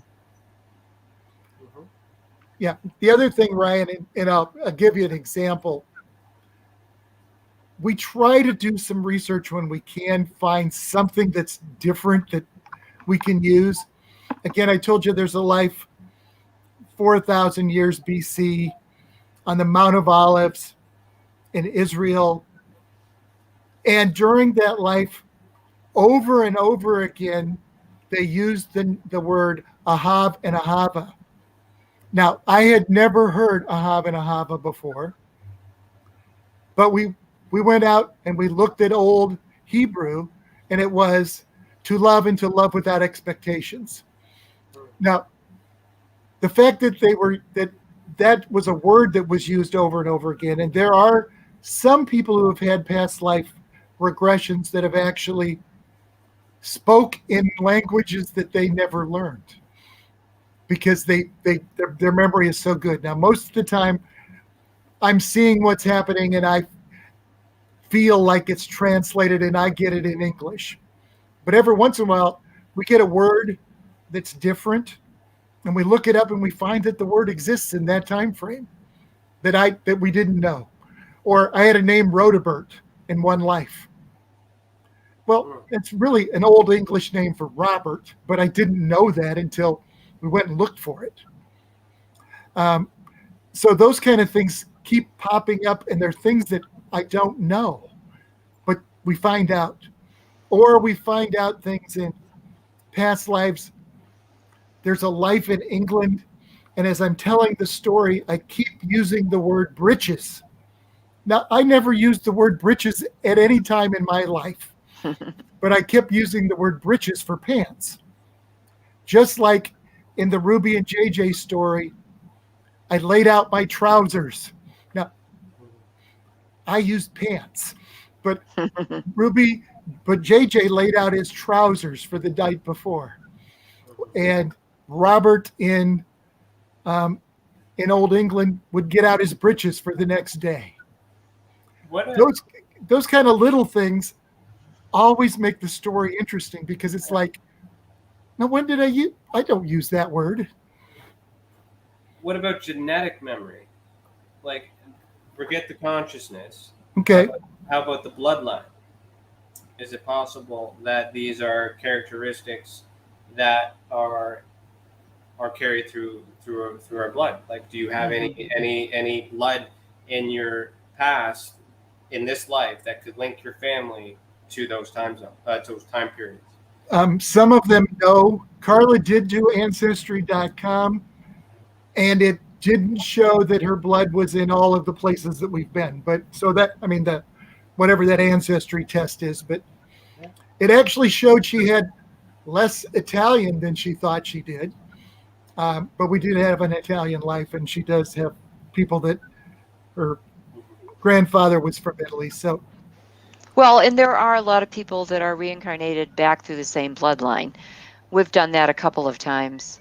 I'm sure you could draw those lives back with a lot of people. It's not that uncommon, really. It's that the lives have been so long ago that you have a hard time connecting the dots. Yeah, no, I understand that too. I'm just thinking, because I use Ancestry.com as well, mainly for investigations, because it's a very good resource tool to locate people. But I participated in the DNA donation program, whatever that is, for which. Yeah. So it's interesting, Ryan, that you even talk about this. This is one of the things in book 3. Okay. Which is called the manual. The manual, yes. Right. Book 1 was The Gift of Past Lives with Mother Isabella, God, and Elizabeth. Then there's Hell No Reincarnation, which has a lot of reincarnation research, some look into the religion as we tried to. There's the manual. And then the manual. There's the manual. In the manual, it's interesting because you talked about wounds. So certainly the soul or consciousness can affect physical manifestations in the next life. So that either has to be genetic or non-genetic. But if it's, so this is an interesting thought, but so you have to think about it. The soul doesn't necessarily enter the fetus at conception. The soul, people do have memories of being within the womb. If you do research around the world, it does appear that some people have exactly 9 months between reincarnation. There are some smaller groups that believe that the next person reincarnates, within 9 months after they die. But depending on when the soul enters the fetus will affect the physical manifestations of the next life. So if you enter really, if the soul enters the fetus really early or connects with the fetus really early in utero, it has a longer period of time to cause physical expression. So if somebody entered the fetus early, they would very likely pass on a scar from an injury in the past life, because they would be able to cause some manifestation. If they enter the soul enters very late, it cannot cause much physical manifestation during the developmental time. So if there are people doing research now, especially on eye recognition, and so that someday we could do a database of a picture of everybody's iris, and you could see where iris is repeated over time. And that would be the person's soul expressing in their eyes, because it's always something in the eyes that you can see. Mm-hmm. There are people doing research now trying to use computer-generated recognition software to try to see somebody physically. And then if you could get an actual picture of them long enough ago, matching the facial structure with the facial structure of that person in a past life. Now, the problem with that is people in various families look alike, so you can't necessarily prove reincarnation from that, but you can have families that appear to look the same even if they're in different bloodlines. Mm-hmm. And then, so that's just the soul that's coming in and out between history. And then there's no variance, where there's no set map. It's just divine connection to whatever the purpose is, because we're resetting and setting up for the next life and setting up for the next life, which means somebody has to know the direction we're heading. So what is your feeling around deja vu? So like if there's a future and we're following all this genetic memory or this consciousness connection, we're hopping through lives to get to this goal because somebody knows the end. We make a mistake, and then deja vu happens. Did we relive? Do you believe that that's like a reset, like something happened in the future and they just brought us back to that moment and try again? Or like, what's your thoughts on deja vu? Okay, so deja vu. Remember again, everything is in science, everything is recorded in your subconscious as a positive or negative. In past life regression, all of these memories from your past lives are in your subconscious, and again, saved as positive or negative. So the deja vu event could be when you're driving down the road, and in a past life, you're maybe driving a horse, but you see something that's dangerous in the road. Mm-hmm. And suddenly you get the deja vu. I've seen this before. So you try to avoid it so you don't hit it this time. Or you're walking down the road and you turn the corner and you run into somebody you ran into in your past life. So that's and like you were saying earlier, when you burn your finger, you remember you're doing it again, right? You're doing it again. And that's what deja vu is. You're seeing the event that occurred, or event so much like what occurred, that you either want to be involved in that event or avoid the event. So your past life is actually teaching you some way to survive. Mm-hmm. So we see, that's what I'm saying. So much of these are different theories from all different types of understandings and studies, but it all connects to the consciousness. All this is corroborating. All this is collective evidence. Mm-hmm. So it has to be true. And so, do you want to go? We got how long? We got another 20 minutes here. Let's talk about the current UFO release in government, talking about things and potentially keeping secrets from us. You don't necessarily need to talk about that specifically, but on the subject of the government knowing more than is revealed, is it possible that, or do you know that maybe the government is aware of all these things that we're trying to, now we as civilians are understanding? Is there some sort of suppression? Is there some sort of game? Is there some sort of hinder that's preventing us from reaching this potential? And if so, why? And, what are we, what's going on? Why haven't we figured it out yet? Well, one of the reasons we can't figure it out, Ryan, is that I don't think everything is secret. And if you look at the stuff that we know, because the real evidence of UFOs that exists is Umwawa is the best evidence out there of something that came from an outside galaxy that passed through our galaxy that appeared to have some method of propulsion because it didn't react exactly the way it should when it passed the sun. There should have been enough gravitational pull to pull it in, and it didn't. Now, there's a lot of explanations out there for Umwawa, but one of the explanation is this cylindrical shaped asteroid is some sort of communication from outside the galaxy, or some sort of a possible connections. Now, science can explain it. It can explain it because the nitrogen that's on the side close to the sun would increase its temperature so great it could start to explode, which could be the means of propulsion that took it out of the orbit. So there's an explanation by science, but it's something that's there that we really don't understand. The other thing we don't understand is that, you know, we're trying to send signals out, but nobody's responding. So we don't know if there's somebody out there who can receive our signals, but they're not responding. So we don't have any proof that's being released. That's assuming that the government is telling us the truth. Correct. So is it possible that they are receiving a signal? Is it possible that they do have the answers and they're just not telling us?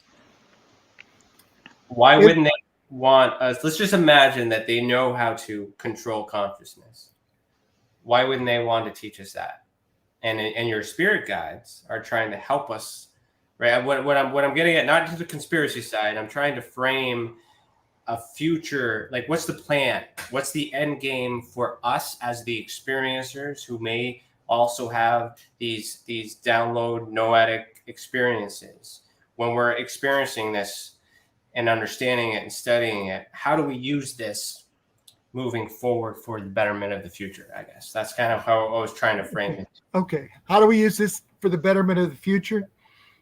So for us in our experience, part of this is that we are eternal, and consciousness is eternal, or the soul is eternal, and that there isn't just this life and you die. So the purpose has to be, the end game is when you no longer have to be doing this journey on Earth. But the end game that might help people is, if you look at science, we have an ever-expanding universe that could tear. If it tears, this universe will cease to exist as we know it, and it may implode.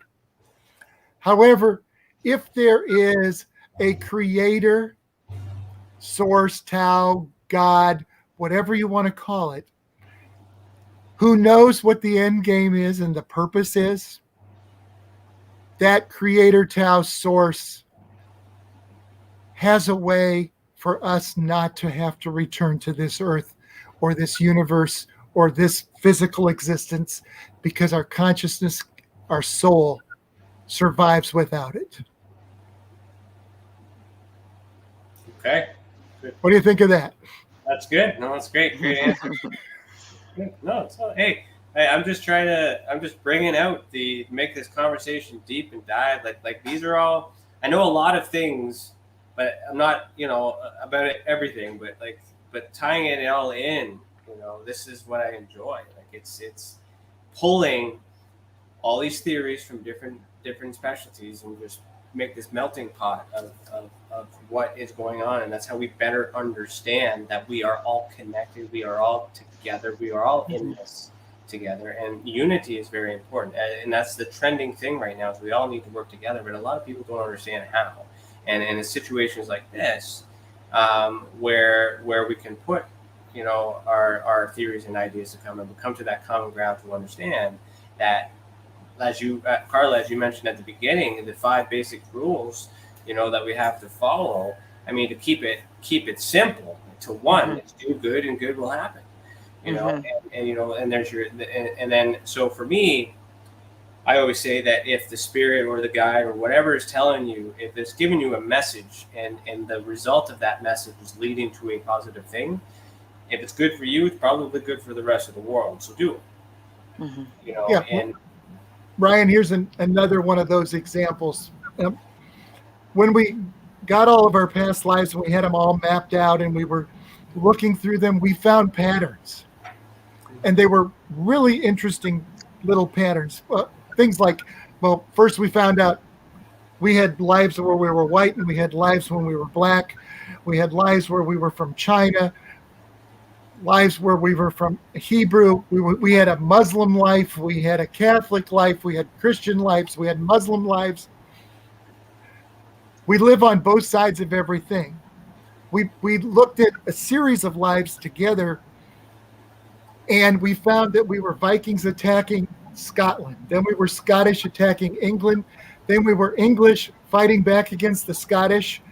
And then Carla married in as a Viking into the English life again, realizing that we had actually fought on the same side and the opposite side of the same war. So you could not win, because in war there really is no winner. You got a good, well-rounded perspective. Yes, because you lived on both sides and you realize you're fighting yourself. Those are the lessons that we've learned from past lives, that you have to live both sides. We've all been rich and poor, saints and sinners. We've all done some bad things, but yet we're given another chance. And then you start to say, is 1 minute of life, you know, if you die as an infant, is that enough to decide you're going to heaven or hell? Is living to 18, living to one life? Maybe it's many, many lives before you can actually grow and learn enough to get off the wheel. There is no hell. And there is no hell, yes. If you really look at the biblical studies, and this is a couple asides that are interesting, but if you look at the biblical studies, in the Old Testament, it's Sheol, which is just a place dead people go. And then a lot was written in Greek, which was Hades, which is just a place dead people go. It's not a good or bad place. And if you look at the other place that they used was the Valley of Gehenna. And the Valley of Gehenna was actually a physical place on earth. And the physical place on earth was the ditch outside of Jerusalem. And Jerusalem was built with this big circular sewage system that dumped out the side and ran into the Valley of Gehenna. So all the excrement, trash, and junk would drain into Gehenna. And historically, the judges and the old kings of Jerusalem would put their illegitimate children and their prisoners to death in the Valley of Gehenna by putting them on fire. And then the excrement would burn, and it would burn for days and days and days. The King James Bible converted the Valley of Gehenna, Hades, and Sheol to the word hell. And hell in Germanic was a grave that was buried, and the god of the underworld was named Helia, so they named hell after the pagan god of the underworld in Germany. And why? Because King James's wife was Germanic. Well, you look at the history of religion. Every religion post or pre-Catholic or Christian has gotten it right to understanding that we all can explain. But then this current religion that we're currently battling with is the one that, you know, where all the changes are. And if they didn't change it, you know, we would get it. We would have a greater understanding of what happened then. Yes. Because all the other ones have parallels, right? Different names for different, you know, the easiest parallel is Zeus is a being, as a person, or it's in Roman, it's Jupiter, a planet. So there's a different perspective, but still the same story, the same method, the same characteristics and things like that. All right, Ryan, I'll just tell you this, and and I'm not trying to, any of your Christian listeners, I'm not saying anything, but, you know, Zeus had a child with a mortal woman. And That sounds an awful lot like the story that God had a child with Mary. And so there's a parallel in all of those lives. If you go back to the ancient Egyptians, they believed they died, and in 3 days later they would come back as God again. That's a parallel to the story in the Bible. If you look at Sumerian tablets, many of those stories show up in the Old Testament. So there's a lot of history there. And again, in the Bible, there's a big section where they make a large point that no one should do any divination. No one should talk to the spirit world. Nobody should do anything. And then in the New Testament, Jesus is up on a mountain and he talks to Moses and Isaiah, who were already dead. So it must be okay for Jesus to talk to the dead, even though the dead are all waiting to come back at the final judgment, which is the Christian theology.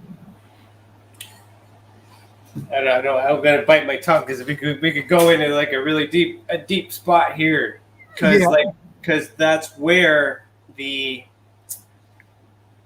that is where the control factor starts to come in. The 12 disciples parallel all the 12. Jesus comes in, respectfully, however you believe and however he's done, simply is someone in one rank higher than those 12. And because of that's great. We acknowledge these 12, which we call disciples, but are lesser than Jesus, which creates that opportunity to revere or to worship one step higher.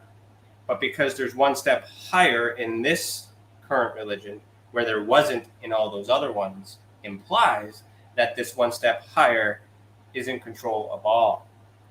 So that is where the Vatican gets their power, by saying, yeah, we agree to all these religions, but there must be something that created them. And so therefore, this is it, and here's our story. And furthermore, to go with that, as we evolve, many years ago, the Vatican Church, when they, and I have Christian background, so like since I've done my own research as well. I once wanted to be a priest and all these other things. I've been through that rabbit hole. Okay, Me too. So I'm relating here, but what I'm saying is the Vatican, when asked about extraterrestrial life, had eventually come forward when they need to explain the reason for having their own observatory. Why look for life out there if that's not in the religion? And the response for the press was, well, we'd have to be, it would be very naive of us to think that God didn't create aliens too. So again, under that pretext, accepting the possibility that we were created by a higher power, but still holding on to that card stating that no matter what you find in this world, we believe in something that created all of these things. And that was never present in all of the other religions, because there was 12, there was a team, there was an army, there was ranks, there was tasks.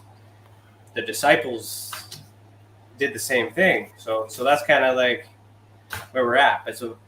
But Jesus,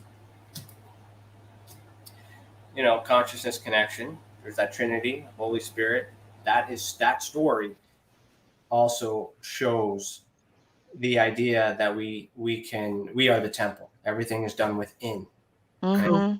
Correct, Ryan. And if you look at the early Hebrew writing, and you do some of the research in Hebrew, it really says the temple is within you.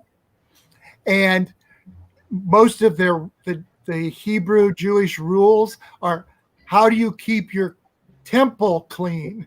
Mm-hmm. Because the temple of the Spirit and God is within you. So the message is still the same. The only thing that's changed is that we as man are in charge of it. That's where that shift happened. Otherwise, we need someone to show up and be like, hey, it was us. Because we're playing this big game of broken telephone. But even that, consciousness is the key. That's how we're all connected. So it doesn't matter what we believe, because you've lived all these lives. We've lived, there's all these religions with different things, but consciousness, you know, that's the key. So where do we go with that? How do you want to wrap this up? Well, I just want to say, Ryan, you thought about being a priest. Dave thought about being a priest. I never considered being a nun. That's how I want to wrap it up. Not once. The reason why I didn't become one is because I read after I wanted to study it. So I'm like, okay, this seems great. This is the path I'm in. Let me read the Bible word for word. First passage, you know, let us create man in our image and our likeness. I already knew that our was plural. That was my first question. You know, God was supposed to be singular. So who are these other people? And then that blew up to my world of Anunnaki and Nephilim and Sumerian. That's basically how all that stuff had happened. Mm-hmm. So that's where I draw my experience and my evidence to support that the Christian and Catholic faith is no more than education in like in a school program. But that's just me. Okay, so let's dial back. You mentioned 3 books, right? Sure. So The Gift of Past Lives with Mother Isabel, God, and Elizabeth was the first one. Mm-hmm. Correct. Then the second one, I'm trying to remember, Hell No Reincarnation. Okay, and the that third actually is our reconciliation with our experience that happened in the Gift of Past Lives with the religious upbringing that we had, but we also include 7 more of our lives in Hell No Reincarnation. Okay. And then the third one is the manual. Mm-hmm. So what is what are you teaching in the manual? Or what is the manual? You take this, Carla, because do you want to Well, read what's in a manual when you get a manual? Yeah. So here's what's in the manual, and you can read into it. A manual usually consists of the parts that make up the subject of the said manual. It also includes a section on troubleshooting for when things are not working out as they should, and you must evaluate the situation. Then, there is a contact list of those available to assist you with the subject as a whole. And finally, you'll find the warranty information, and in this case, there is no expiration of the subject. Hopefully, there is also included a free lifetimes of service adjustments with that warranty. It also contains a method in which to contact the manufacturer. We talk about astrology, traits, archetypes. We weave one of our lives in Italy all through of the book. And then we also give examples of some characters from history, well known, like Napoleon, Cleopatra, 3 consecutive lives. The one before Cleopatra, the one as Cleopatra, the one after Cleopatra. We talk about their traits, their astrological signs, and their archetypes, and why they behaved as they did. And those are interesting stories in themselves about those past people. And of course, that information was all given to Dave through Isabella. Okay. It's nothing you can look up in the history books, but interesting nonetheless. Now the $1 million question. Where can our lovely followers find these books? Well, they're certainly available on Amazon, Barnes & Noble, many other bookstores. If you go to our website, which is thegiftofpastlives.com, there are links to many book places that you can order and buy the books from. Okay. There's also more information, and through Mother Isabella, God, and Elizabeth, they can contact us too if they have specific questions. So how can they find you guys individually? You guys also have a conference or a meeting coming up too in October, right? Correct. We're at a reincarnation symposium, and I think the site that advertises it is Reincarnation Symposium, or you could go to Mother Isabella, God, and Elizabeth, which is our Facebook page, and you'll find the advertisement.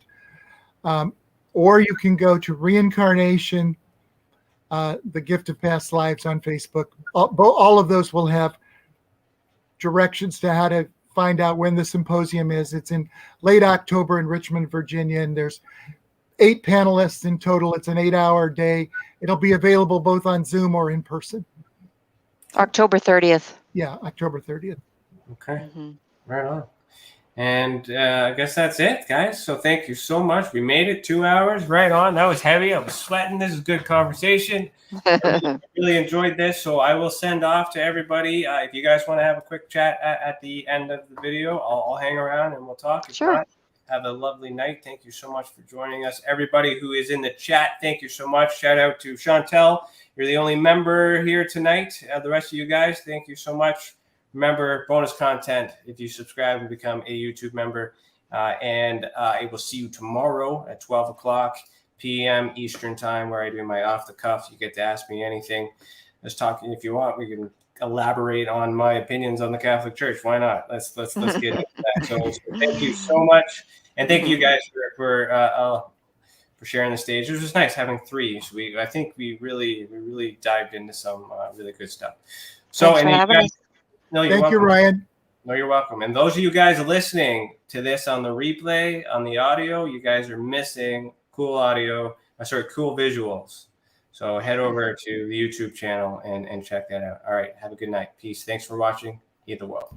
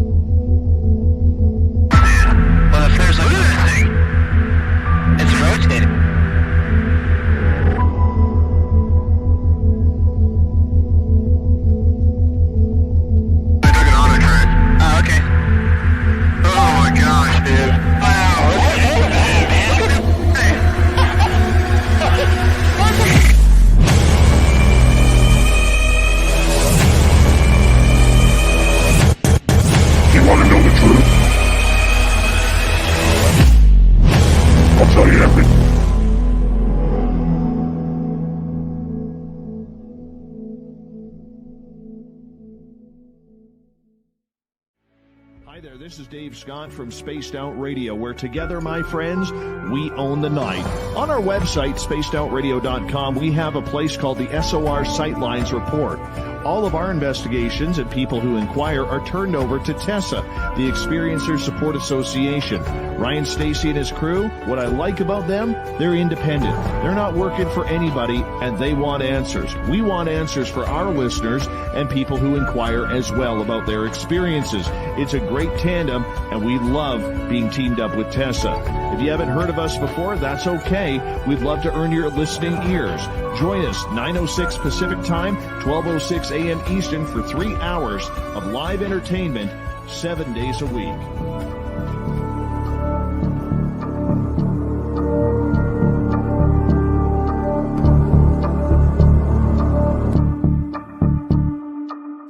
Please stand by for further details. We return you now to your regularly scheduled program.